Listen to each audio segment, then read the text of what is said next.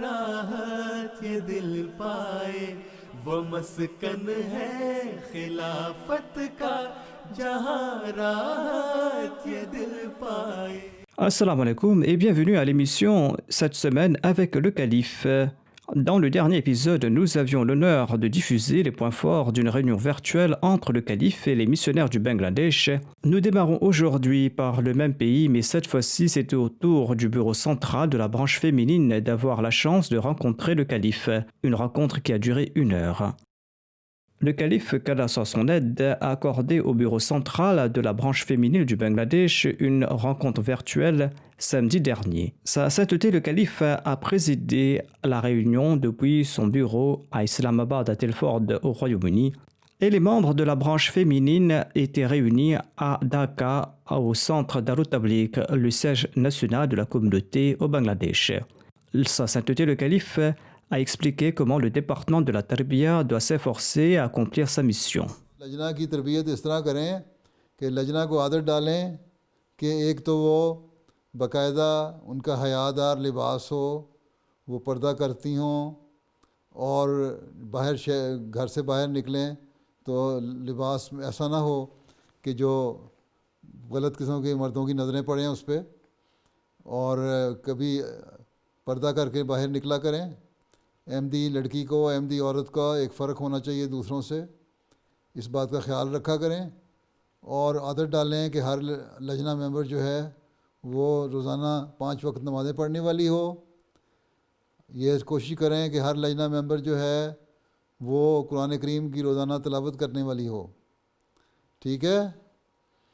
اور یہ بھی کوشش کریں کہ آپ کی جو نوجوان لڑکیاں ہیں ان کو اپنے احمدیوں میں ہی رشتہ کرنے کی طرف توجہ زیادہ ہو، بجائے اس کے کہ باہر رشتے کریں.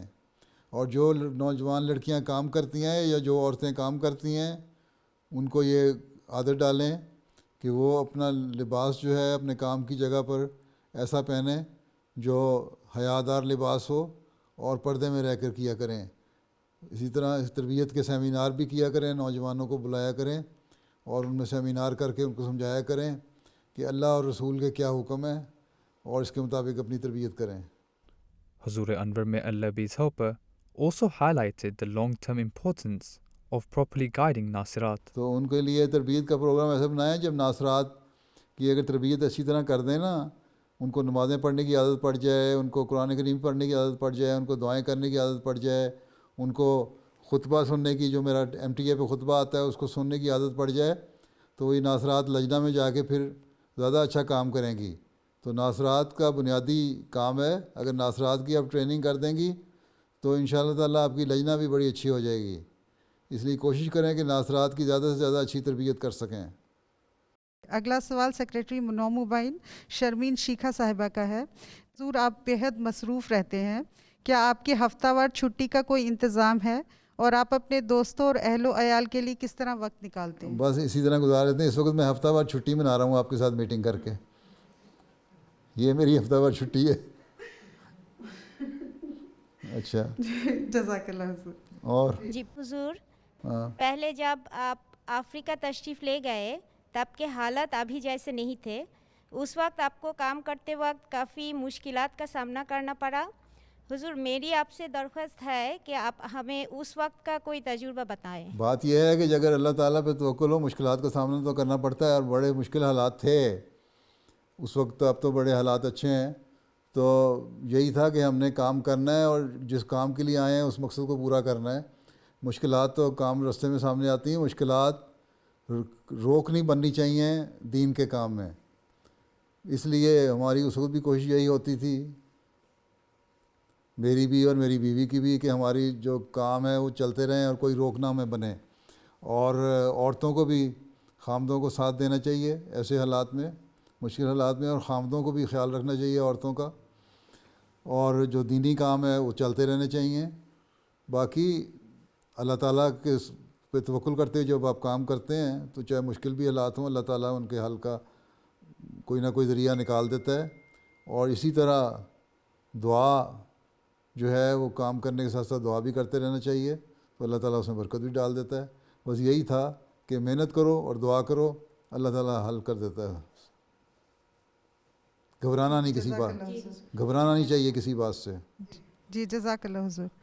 جی اگلا سوال، شادی کے معاملے میں دین کو ترجیح دینے کی بات کی گئی ہے، مگر آج کل لوگ خوبصورتی اور دوسری خصوصیات کو زیادہ ترجیح دیتے ہیں، جس وجہ سے جماعت کی کافی نیک دینی لڑکیوں کی شادی نہیں ہو رہی. ایسے حالات میں ہم آپ کی رہنمائی کے منتظر ہیں.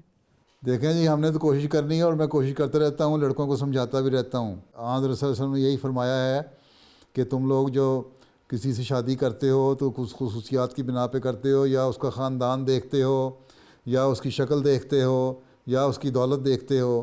لیکن ایک مومن جو ہے اس کو ہمیشہ عورت کا دین دیکھنا چاہیے. اب مسئلہ یہ ہے کہ اگر لڑکوں میں دین نہیں ہوگا تو وہ لڑکیوں کا دین کس طرح دیکھیں گے؟ تو یہ تو جماعت کی جو جماعتی نظام ہے اور خدام الانبیاء ہے، ان کو بھی میں کہتا ہوں کہ لڑکوں میں دینداری پیدا کرو. جب لڑکوں میں دینداری پیدا ہوگی تو پھر وہ یقیناً ایسے لڑکیوں سے شادی کرنے کی کوشش کریں گے جو دیندار ہوں. تو یہ تربیت کا معاملہ ہے، اور اس طرف میں جماعت کو بھی توجہ دلاتا رہتا ہوں، خدام الانبیاء کو بھی توجہ دلاتا رہتا ہوں، انصار اللہ کو بھی توجہ دلاتا رہتا ہوں. لیکن لجنہ کا کام یہی ہے کہ کوشش کریں وہ خود بھی، جو لجنہ ممبرات ہیں جو بڑی عمر کی ہیں، مائیں ہیں، وہ بھی اپنے بچوں اور لڑکوں کو تربیت کریں، ان کو توجہ دلائیں کہ تم نے نیک اور دیندار لڑکی سے شادی کرنی ہے. اگر مائیں اپنا کردار ادا کریں گی تو یقیناً ان کے لڑکے بھی دیندار لڑکیوں سے شادی کریں گے. مسئلہ یہ ہے کہ جب لڑکے کی شادی کا معاملہ آتا ہے تو مائیں کہتی ہیں کہ ہمارا بچہ ہے جو ہے ہم اپنی مرضی سے اس کی شادی کریں گے. اور جب لڑکیوں کی عمر گزر رہی ہوتی ہے اور لڑکیوں کے رشتے نہیں ملتے، جب بڑی ہوتی ہیں تو پھر مائیں اور باپ کہتے ہیں کہ ان کی جماعت شادی کروا دے. حالانکہ دونوں کو جماعت کے سپرد کرنا چاہیے اور کہنا چاہیے کہ دیندار لڑکے اور دیندار لڑکیاں آپس میں مل کے شادی کریں، تاکہ جماعت کے اندر ہی لڑکے اور لڑکیاں رہیں اور آئندہ بھی نیک اور دیندار نسل بھی پیدا ہوتی رہے. تو یہ تو کوشش ہے، مشترکہ کوشش ہے، مردوں کی بھی عورتوں کی بھی، یہ مل کے کرنی چاہیے. اس میں ماؤں کو بھی اپنا کردار ادا کرنا چاہیے اور باپوں کو بھی اپنا کردار ادا کرنا چاہیے. اس کے لیے میں کوشش بھی کرتا ہوں، میں توجہ بھی دلاتا ہوں، دعا بھی کرتا ہوں، اللہ تعالیٰ اس کی توفیق دے سب کو. جی حضور، جی صدر صاحبہ کہہ رہی ہیں کہ آپ سارے بنگلہ دیش کی لجنہ و ناصرات کے لیے کوئی ایک پیغام دے جو میں اس میٹنگ کے بعد سب کو پہنچا دوں. وہ پیغام سب کو میرا السلام علیکم ورحمۃ اللہ وبرکاتہ پہ پہنچا دیں، اور ساتھ یہ بھی کہہ دیں کہ اپنے ایمان پہ قائم رہنا. مشکل حالات آتے ہیں، پریشانیاں آتی ہیں، تکلیفیں آتی ہیں، اس کو کبھی اپنے دین پہ حاوی ہونے نہ دینا، اور ہمیشہ اللہ تعالیٰ ہر مشکل اور ہر تکلیف کے وقت اللہ تعالیٰ کے آگے جھکنا اور کسی انسان سے کسی قسم کی امید نہ رکھنا، اور اپنی اور اپنے بچوں کی اور اپنی نسل کی تربیت کے لیے عہد کرو کہ ہم نے انہیں نیک اور صالح بنانا ہے اور صحیح مومن بنانا ہے. اور اگر یہ دعا کریں گی اور اپنے بچوں کے لیے کوشش کریں گی تو ظاہر ہے خود بھی اس کے لیے کوشش کرنی پڑے گی. اس لیے اپنی اصلاح کی طرف بھی بہت زیادہ توجہ دیں تاکہ آئندہ نیک نسلیں پیدا ہوتی رہیں. اور ہمیشہ یاد رکھیں اگر ہماری عورتوں کی اصلاح ہو جائے اور ہماری عورتیں نیک ہو جائیں، ہماری عورتیں جو تقویٰ ہے اس کے معیاروں کو حاصل کرنے لگیں، تو ہماری نسلیں انشاءاللہ تعالیٰ محفوظ ہو جائیں گی، پھر ہمیں کوئی فکر نہیں ہوگی. یہی کام ہے لجنہ اماء اللہ کا، اور یہی میرا پیغام ہے سب لجنہ اماء اللہ کو اور سب ناصرات کو جنہوں نے آئندہ بھی مائم بننا ہے انشاءاللہ تعالیٰ. اچھا، السلام علیکم ورحمۃ اللہ وبرکاتہ. وعلیکم السلام ورحمۃ اللہ جزاک اللہ. جزاک اللہ حضور. السلام علیکم ورحمۃ اللہ. Le jour suivant, une deuxième réunion fut organisée, cette fois-ci avec les missionnaires en Allemagne. Sa sainteté le calife a souligné l'importance d'accomplir la prière tahajjud 1 heure par jour. خلیفہ وقت کا اگر سلطان نصیر بننا ہے تو دعاؤں کے بغیر نہیں بنا جا سکتا، اور دعاؤں کے لیے سب سے زیادہ اللہ تعالیٰ قرب پانے کے لیے نفل ہیں. فرائض تو ادا کرتے ہی ہیں، آپ وہ نہیں ادا کریں گے تو پھر تو وہ ایک بنیادی جو ایک مسلمان کی کیٹیگری ہے اس میں بھی نہیں آتے. لیکن وہ فرائض ادا کرنے کے بعد جو نوافل ہیں وہ اصل چیز ہیں جو آپ لوگوں کو اللہ تعالیٰ کا قرب بھی دلائیں گے اور خدمت کے موقع بھی زیادہ میسر آئیں گے اور ان میں برکت بھی پڑے گی اور خلیفہ وقت کی سلطان نصیر بننے کی بھی توفیق ملے گی. اس لیے ہر مربی کا فرض ہے کہ کم از کم آج کل تو ویسے بھی 1 گھنٹہ کوئی ایسا مسئلہ نہیں ہے پڑھنا, آج کل تو 2 گھنٹے بھی پڑھی جا سکتی ہے تہجد, لیکن کم از کم عام حالات میں بھی 1 گھنٹہ تو تہجد پڑھنی چاہیے ہر ایک کو, سوائے اس کے کوئی مجبوری ہو, کوئی بیمار ہے, کوئی بوڑھا ہو گیا, اس کی تو اور بات ہے نا, باقی تو اس کے بغیر تو گزارا ہی نہیں ہے. اس طرح سے خاص توجہ دیں, ذکر الہی کی طرف بھی زیادہ توجہ ہونی چاہیے, بجائے اس کے کہ یہ سوچتے رہیں کہ آج ہم نے فلاں سٹور میں جانا ہے, فلاں جگہ فلاں اچھی چیز آئی ہوئی ہے, یا فلاں میں نے دنیاوی کام کرنا ہے, یا فلاں جگہ بیٹھ کے مجلس جمی ہوئی ہے وہاں بیٹھنا ہے. اس کے بجائے اپنا وقت ضائع کرنے کے بجائے اپنی روحانیت کو بڑھانے کی طرف توجہ دیں, اور یہ بڑھے گی تبھی آپ انقلاب لا سکتے ہیں. نعرے ترانے پڑھنے سے اور نعرے لگانے سے کبھی دنیا میں انقلاب نہیں آیا کرتے, اور نہ آپ کے کام میں برکت پڑ سکتی ہے. اس لیے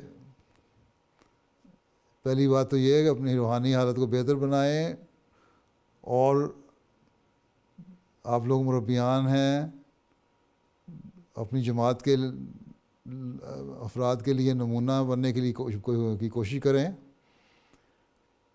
اور ایک رول ماڈل ہوں, ہر ایک آپ کو دیکھ کے کہہ سکے کہ ہاں واقعی مربی صاحب کا تعلق باللہ بھی ہے, اور توجہ بھی ہے, اور ہمدردی خلق بھی ہے, اور افراد جماعت سے پیار اور محبت کا سلوک بھی ہے. یہ چیزیں پیدا کریں گے تو تبھی آپ لوگوں کو کامیابیاں ملیں گی. تربیت کر لیں اپنے لوگوں کی تو آپ کو ایسے ایسے کام کرنے والے مل جائیں گے جماعت میں جو آپ کے مددگار ہوں گے, معاون ہوں گے, اور پھر آپ کے کام میں آسانیاں پیدا ہوں گی. حضور, آپ نے شروع میں نماز تہجد کا ذکر کیا تھا کہ ان ایام میں تو انسان آسانی سے اٹھ جاتا ہے, لیکن مستقل اس کو سارا سال, یعنی خاص طور پر جرمنی میں رہتے گرمیوں میں اس کو مستقل طور پر اور روزانہ گھنٹہ 1.5 ادا کرنا, اس کے لیے بہترین ذریعہ کیا ہے؟ اور اپنی نماز تہجد میں یہ تو ڈیپینڈ کرتا ہے کہ کتنے اللہ تعالیٰ سے آپ کا تعلق ہے, کتنی اللہ سے محبت ہے. باقی کاموں کے لیے وقت نکال لیتے ہیں نا. اگر جرمنی میں رہتے ہوئے رات کو 11 بجے 10 بجے سورج عشاء کی نماز ہوتی ہے, 10:30 بجے ہوتی ہے, اور صبح 2:30 بجے 2:45 بجے یا 3 بجے تو یہاں بلکہ یو کے میں اس سے جلدی سحری ہو جاتی ہے, وہاں پھر 1 گھنٹہ لیٹ ہوتی ہے سحری, آدھا پونا گھنٹے کا فرق ہوتا ہے. تو 2 گھنٹے سوئیں, 1.5 گھنٹہ سوئیں, اٹھ کے نماز پڑھیں, پھر اس کے بعد نماز فجر کے بعد پھر سو جائیں 1-2 گھنٹے. یہ تو اپنا پروگرام خود بنانا پڑتا ہے. اگر دل میں تڑپ ہو کسی کام کے کرنے کی تو سب راستے نکل جاتے ہیں. آپ کے امتحان ہو رہے ہوتے تھے جب جامعہ میں پڑھنے کا شوق ہوتا تھا تو اٹھ کے پڑھتے تھے نا رات کو, ٹھیک ہے, یا کوئی فکر پیدا ہوئی ہو تو پڑھتے ہیں نا.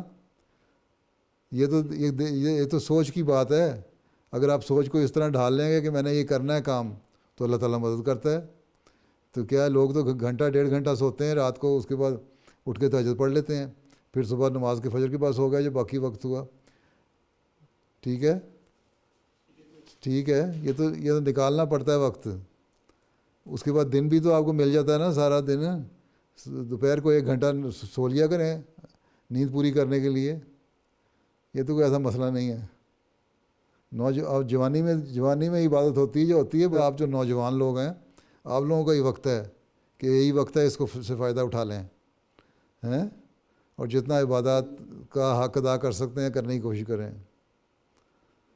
در جوانی توبہ کردن شیوائے پیغمبری, وقت پیری گرگ ظالم میں شبت پرہیزگار. سوال تھا کہ جو نوجوان ہیں, جو آئندہ نسل ہے, دیکھنے میں آ رہا ہے کہ چونکہ وہ اکثر وقت باہر رہتے ہیں, اس باہر کے معاشرے میں رہتے ہیں, تو اس کے زیر اثر زیادہ ہوتے ہیں.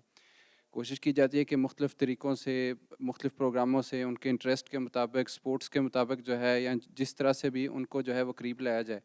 لیکن چونکہ جو وقت ان کا اس معاشرے میں گزرتا ہے وہ زیادہ ہوتا ہے, اور اس کے وہ زیر اثر زیادہ آتے ہیں, تو بعض دفعہ ایسا احساس ہوتا ہے کہ ہم ان تک پہنچ نہیں پا رہے, یا یہ بات ان پر زیادہ اثر نہیں کر رہی. تو ٹھیک ہے, نوجوان مربیان جو ہیں ان کا کام ہے نا, آپ لوگ یہیں پلے ہیں, یہیں بڑے ہیں, یہیں آپ نے گریجویشن کی ہے یا جو بھی تعلیم حاصل کی ہے, جو سیکنڈری اسکول کی تعلیم حاصل کی ہے, یا وہ کیا کہتے ہیں ابیٹور کیا یا جو بھی کیا, تو آپ لوگوں کو اس ماحول کا پتہ ہے، آپ بھی یہاں رہتے ہیں، تو اس کے مطابق دیکھیں کہ ہم کس طرح ان لوگوں کی تربیت کر سکتے ہیں.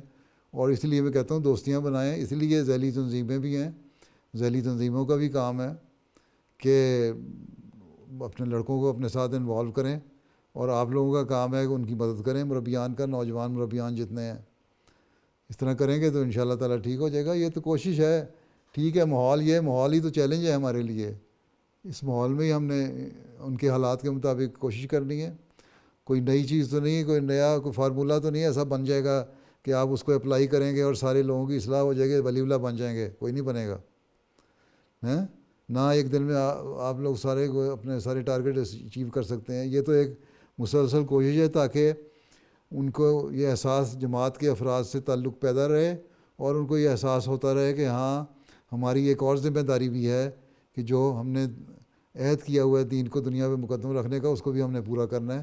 یہ احساس آہستہ آہستہ دلاتے رہیں. جتنا زیادہ رابطہ ہوگا آپ کی تنظیموں کا افراد جماعت سے یا ممبران جو ہیں ذیلی تنظیموں کے، ان سے، خدام سے، لجنہ سے، انصار سے، اتنا زیادہ اثر ہوگا. جتنا مربیان اپنے آپ کو زیادہ وقت دیں گے ان سے تعلق رکھنے کا، اتنا زیادہ اثر ہوگا. یہ تو ایک مسلسل کوشش ہے اور یہ جاری رکھنی ہے. ٹھیک ہے انشاءاللہ حضور. اس کے لیے کوئی ہارڈ اینڈ فاسٹ فارمولہ نہیں بنایا جا سکتا. ہر ایک کے حالات کے مطابق، ہر ایک کی شخص کی نفسیات کے مطابق یہ فیصلے کرنے ہوں گے. ٹھیک ہے جی، جزاک اللہ حضور. اور یہی ٹرسٹ کیا گیا آپ نوجوان مربیان پہ کہ آپ لوگ وہاں کے پڑھے لکھے جو ہیں وہ زیادہ بہتر طور پہ یہ تربیت کا کام کر سکتے ہیں. اگر آپ کی اپنی تربیت صحیح ہو جائے گی اور جیسا کہ میں نے شروع میں کہہ دیا تعلق باللہ پیدا ہو جائے گا، تو پھر آپ دیکھیں گے آپ لوگ انقلاب لانے والے ہی بن جائیں گے انشاءاللہ تعالیٰ. اور مجھے امید ہے انشاءاللہ نوجوان مربیان اگر ایک عزم سے اٹھیں گے تو ایک انقلاب پیدا ہو سکتا ہے، کیونکہ آپ لوگ یہاں کے ماحول میں پڑے بڑے ہیں. پہلے تو ہوتا نا کوئی پاکستان سے آیا، کوئی باہر سے مربیان آئے، ان کو صحیح طرح پتہ نہیں تھا، زبان کی پوری گرفت نہیں تھی. آپ کو تو زبان پہ پوری طرح گریسپ ہے، کمپریہنشن ہے، اور اس کو آپ اچھی طرح ادا کر سکتے ہیں. یہاں کے ماحول میں رہے ہوئے ہیں، ماحول کا بھی پتہ ہے. تو اسی طرح آپ لوگ نئے نئے راستے ایکسپلور کریں خود کہ کس طرح ہم نے ان کی تربیت کرنی ہے، کس طرح ان کو اٹیچ کرنا ہے، کس طرح ہم نے نئی نسل کو ضائع ہونے سے بچانا ہے. ٹھیک ہے. بعض دوسری قومیں جو جماعت میں شامل ہوئی ہیں وہ جماعت کے علم کلام سے بہت متاثر ہوتی ہیں، لیکن جو جماعتی نظام ہے یا مالی قربانی ہے اس میں وہ اس طرح سے انٹیگریٹ نہیں ہو پاتے، اور بعض مشکلات مقامی جماعت کی طرف سے بھی ہمیں پیش آتی ہے کہ اس طرح سے عہدیداران کے ساتھ رابطہ نہیں رکھتے. تو اس سلسلے میں حضور کیا نصائح فرمائیں گے؟ بات یہ ہے کہ جماعتی نظام کو بھی ان کے لیے اتنا مشکل نہ کریں. اسی لیے مسیح رابع نے شروع میں یہی کہا تھا، اور اس سے پہلے بھی خلفاء یہی کہتے رہے کہ جو نئے آنے والے ہیں، اور میں بھی یہی کہتا ہوں اسی بات کو، کہ جو نئے آنے والے نوآئین ہیں وہ آتے ہیں جب آپ کے پاس شامل ہوتے ہیں آپ سے، تو ان کو 3 سال کے عرصے میں ان کو پہلے سمجھائیں سسٹم کیا ہے، نہ کہ ان کو اس طرح ان سے سلوک کریں کہ وہ کوئی ولی اللہ ہیں یا صحابہ کی اولاد میں سے ہیں یا پیدائشی احمدی. وہ پیدائشی احمدی تو بلکہ کم جانتے ہیں، وہ جو نئے آنے والے ہیں وہ دینی علم بھی آپ سے زیادہ جانتے ہیں. اکثر میں نے دیکھا ہے جو صحیح طرح سوچ سمجھ کے شامل ہوتا ہے نا جماعت میں، وہ نمازوں کی طرف بھی توجہ دینے والا زیادہ ہوتا ہے، وہ استغفار کرنے والا بھی ہوتا ہے، وہ تہجد پڑھنے والا بھی ہوتا ہے، اور حضرت مسیح علیہ کی کتابوں کو سمجھنے کی کوشش بھی کرنے والا ہوتا ہے. تو بہرحال ہمارا یہ کام نہیں کہ جو بھی شامل ہوتا ہے اس کو پہلے دن سے اس کو کریں. اسی لیے نہ ان کے اوپر چندے کا نظام لاگو کیا جاتا ہے 3 سال کے لیے. 3 سال کا ایک عرصہ ہوتا ہے ٹریننگ کا، کہ ان کی اس میں تربیت ہو جائے، ان کو بتائیں کہ یہ نظام ہے اور جماعت کا، لیکن تم ابھی نئے ہو، تم اس کو پہلے غور سے دیکھو سمجھو. لیکن پھر بھی اللہ تعالیٰ نے کیونکہ مالی قربانی کی طرف، مثلا مالی قربانی ہے، مالی قربانی کی طرف توجہ دلائی ہے، تو تم وقف دید، تحریک جدید کا چندہ جو ہے اس میں جتنا تمہاری حیثیت ہے تم دے سکتے ہو، چاہے سال کا 1 یورو دو، تاکہ تمہیں احساس پیدا ہو کہ تم جماعت سے تمہاری کوئی اٹیچمنٹ ہے. اسی طرح نمازوں کے بارے میں ان کو بتائیں کہ نماز سیکھو. اب جو ایک غیر مسلموں سے مسلمان ہوتا ہے، احمدی ہوتا ہے، احمدی مسلمان، اس کو سورہ فاتحہ سکھانی شروع کریں. اس کو جب سورہ فاتحہ آ جائے، یاد ہو جائے، جب نماز اس نے پڑھنی ہے، نماز کے فرائض بتائیں نا کہ دیکھو اللہ تعالیٰ نے نماز فرض کی ہے، پہلی چیز تو بنیادی چیز نماز ہے نا، ہیں جی. تو نماز جب فرض کی ہے تو اس میں اللہ تعالیٰ نے فرمایا کہ آنسل نے فرمایا کہ سورہ فاتحہ پڑھنی ضروری ہے. نماز کی جو بنیادی چیز ہے سورہ فاتحہ ہے، ٹھیک ہے. تو سورہ فاتحہ کے بغیر نماز نہیں ہوتی، اس لیے اس کو پہلے سورہ فاتحہ یاد کرائیں، پھر اس کو کہیں شاید تم ترجمہ یاد کرو، یا اس سے کہیں کہ تم ترجمہ یاد کر لو، تمہیں پتہ ہو کہ جب امام سورہ فاتحہ پڑھ رہا ہے تو تم ساتھ ساتھ تمہیں دل میں تمہیں پتہ ہوتا رہے کہ امام کیا پڑھ رہا ہے، جو بالجہر نمازیں ہیں ان میں، ٹھیک ہے. جی. پھر اس کو خود شوق پیدا ہو کہ سورہ فاتحہ یاد کر لے. یہاں کئی انگریز ہوئے ہیں، میں نے دیکھا ہے ان کو بڑا شوق سے انہوں نے یاد کیا، یا میرے سے جو بھی ملتے ہیں کوئی بھی کسی بھی ملک کے، ان کو جب میں کہتا ہوں تو یاد کرتے ہیں اور بڑے اچھی طرح اللہ کے فضل سے یاد کر لیتے ہیں اور سمجھتے بھی ہیں. تو پھر 3 سال کا عرصہ ان کو ٹریننگ دینے کا عرصہ ہے. جب وہ ٹریننگ ہو جائے گی ان کی 3 سال میں تو پھر ان کو جماعت کے سسٹم میں انٹیگریٹ ہونا مشکل نہیں لگے گا. اگر آپ پہلے دن سے ان سے توقع رکھیں گے کہ وہ ولی اللہ بن جائیں تو وہ نہیں ہو سکتا، پھر آپ لوگوں کا قصور ہے. 3 سال کا عرصہ رکھا ہی اس لیے گیا ہے، نہ ان سے چندہ لینا ہے، نہ ان کو زیادہ زور دینا ہے، ان کو صرف تربیت کرنی ہے کہ جماعت کا نظام کیا ہے، اور نہ ان کو ہارشلی تربیت کرنی ہے بلکہ پیار سے محبت سے سمجھانا ہے کہ نماز کیا چیز ہے، نماز کیوں فرض ہے. نماز پڑھو، تم ایک نماز پڑھو گے، 2 پڑھو گے، 3 پڑھو گے، 4 پڑھو گے، جو پکا مومن ہے اس میں 5 نمازیں فرض ہیں، اور اس کی وجوہات کیا ہیں، اس کی حکمت کیا ہے. نماز کی جب پڑھتے ہیں علم کلام سے متاثر ہوتے ہیں تو علم کلام سے جو متاثر ہوتے ہیں ان کو پھر نماز کی حکمت سمجھائیں نا. اگر اس میں اتنی عقل ہے کہ اس کو علم کلام کی باتیں پتہ لگ گئیں، فلسفہ پتہ لگ گیا، گہرائی پتہ لگ گئی، تو پھر اس کو یہ کہنا کہ نماز نہیں پڑھو گے تو جہنم میں چلے جاؤ گے، یہ نہیں کہنا. اس کو یہ کہیں نماز کی حکمت کیا ہے، پیار سے 5 نمازیں کیوں فرض کی گئی ہیں. جب اس کو حکمت سمجھ آ جائے گی تو آپ سے زیادہ نمازیں پڑھنے لگ جائے گا. میں نے تو یہی دیکھا تجربہ کر کے. اسی طرح چندے کی حکمت کیا ہے اور اللہ تعالیٰ پہ ایمان کی حکمت کیا ہے. تو صرف علم کلام سے متاثر ہونا بات نہیں ہے، اس علم کلام کو ہی لے کے آگے اس کو حکمت سمجھائیں. جس علم کلام سے وہ متاثر ہوئے ہیں نا، اسی علم کلام کو ذریعہ بنائیں. سمجھ آئی؟ یہ تو کوئی علم کلام نہیں نا. علم کلام کہاں کسی بھی کوئی بھی جہاں بھی اگر علم کلام سے متاثر ہوتے ہیں، کوئی فلسفہ اسلامی اصول کی فلاسفی کی مثلاً ہے، لوگ متاثر ہو کے پڑھتے ہیں. اب اسلامی اصول کی فلاسفی سے ہی اللہ تعالیٰ کے وجود کا پتہ لگ جاتا ہے، اسلامی اصول کی فلاسفی سے ہی عبادت کی حقیقت پتہ لگ جاتی ہے، اسلامی اصول کی فلاسفی سے ہی قربانی کا معیار پتہ لگ جاتا ہے، اسلامی اصول کی فلاسفی سے ہی جنت دوزخ کا نظریہ پتہ لگ جاتا ہے. تو یہ جب ساری چیزیں آپ ان کے علم کلام سے ہی ان کو سمجھائیں گے تو ان کو سمجھ آ جائے گی. تو آپ تو اپنی بات کا ایک جو بات مجھے کر رہے ہیں اس کا ثبوت تو آپ کے مطلب ہے کہ اس کی دلیل تو آپ کے پاس خود موجود ہے، اسی دلیل کو استعمال کریں. سمجھ گئے؟ جی. ہاں جزاکم اللہ. ہاں چلیں، اب وقت ختم ہو گیا آپ لوگوں کا. السلام علیکم ورحمۃ اللہ وبرکاتہ. C'était là quelques points forts de 2 réunions virtuelles qui ont eu lieu la semaine dernière avec la communauté au Bangladesh et en Allemagne. Nous passons maintenant à notre dernière rubrique, un extrait du sermon du vendredi.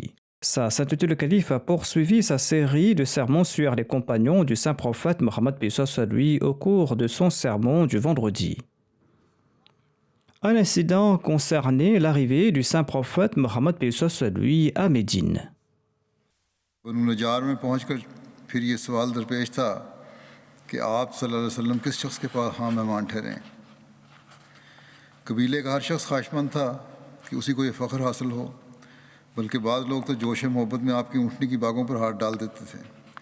اس حالت کو دیکھ کر آپ نے فرمایا میری اونٹنی کو چھوڑ دو کہ یہ اس وقت معمور ہے، یعنی جہاں خدا کا منشا ہوگا وہاں یہ خود بیٹھ جائے گی. اور یہ کہتے ہوئے آپ نے بھی اس کی باغیں ڈھیلی چھوڑ دیں. اونٹنی آگے بڑھی اور تھوڑی دور خرامہ چلتی ہوئی جب اس جگہ پہنچی جہاں بعد میں مسجد نبوی اور حضرت صلی اللہ علیہ وسلم کے حجرات تعمیر ہوئے، اور جو اس وقت مدینے کے 2 بچوں کی افتادہ زمین تھی، تو بیٹھ گئی، لیکن پھر فوراً ہی اٹھی اور آگے کی طرف چلنے لگی. چند قدم چل کر پھر لوٹ آئی اور اسی جگہ جہاں پہلے بیٹھی تھی دوبارہ بیٹھ گئی. حضرت صلی اللہ علیہ وسلم نے فرمایا ھذا انشاء اللہ المنزل، یعنی معلوم ہوتا ہے کہ خدا کی منشا میں یہی ہماری مقام گاہ ہے۔ اور پھر خدا سے دعا مانگتے ہوئے اونٹنی سے نیچے اتر آئے اور دریافت فرمایا کہ اپنے آدمیوں میں سے یہاں سے قریب ترین کس کا گھر ہے؟ ابو ایوب انصاری فوراً آگے آئے، عرض کیا کہ یا رسول اللہ میرا گھر ہے اور یہ میرا دروازہ ہے، تشریف لے چلیے۔ آپ نے فرمایا اچھا جاؤ اور ہمارے لیے کوئی ٹھہرنے کی جگہ تیار کرو۔ ابو ایوب انصاری فوراً اپنے مکان کو ٹھیک ٹھاک کر کے آ گئے اور حضرت صلی اللہ علیہ وسلم ان کے ساتھ اندر تشریف لے گئے۔ یہ مکان 2 منزلہ تھا۔ ابو ایوب چاہتے تھے کہ آپ صلی اللہ علیہ وسلم اوپر کی منزل میں قیام فرمائیں، لیکن آپ نے اس خیال سے کہ ملاقات کے لیے آنے والے لوگوں کو آسانی رہے نچلی منزل کو پسند فرمایا اور وہاں فروکش ہوئے۔ رات ہو گئی تو ابو ایوب اور ان کی بیوی کو ساری رات اس خیال سے نیند نہیں آئی کہ رسول اللہ صلی اللہ علیہ وسلم نیچے ہیں اور ہم آپ کے اوپر ہیں۔ اور مزید اتفاق یہ ہو گیا کہ رات کو چھت پر ایک پانی کا برتن ٹوٹ گیا اور ابو ایوب نے اسے اس ڈر سے کہ پانی کا کوئی قطرہ نیچے نہ ٹپک جائے جلدی سے اپنا لحاف پانی پر گرا کر اسے خشک کر دیا۔ صبح ہوئی تو وہ حضرت صلی اللہ علیہ وسلم کی خدمت میں حاضر ہوئے اور بکمال اصرار آپ صلی اللہ علیہ وسلم کی خدمت میں اوپر کی منزل میں تشریف لے چلنے کی درخواست کی۔ آپ نے پہلے تو تحمل کیا لیکن بالآخر ابو ایوب کے اس اصرار کو دیکھ کر رضامند ہو گئے۔ اس مکان میں آپ نے 7 ماہ تک، یا ابن اسحاق کی روایت کی روح سے ماہ صفر 2 ہجری تک قیام فرمایا۔ گویا جب تک مسجد نبوی اور اس کے ساتھ والے حجرے تیار نہیں ہو گئے آپ صلی اللہ علیہ وسلم اسی جگہ یعنی حضرت ایوب انصاری کے مکان میں ہی مقیم رہے۔